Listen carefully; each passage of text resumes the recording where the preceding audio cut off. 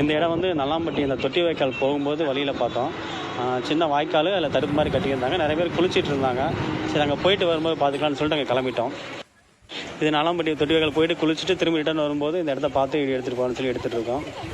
இன்னும் அங்கேருந்து அந்த தொட்டி வாய்க்காலேருந்து வர தண்ணி தான் இந்த இடத்துல வந்து விவசாயத்துக்கு இது விட்டுருப்பாங்களாட்டிருக்கு.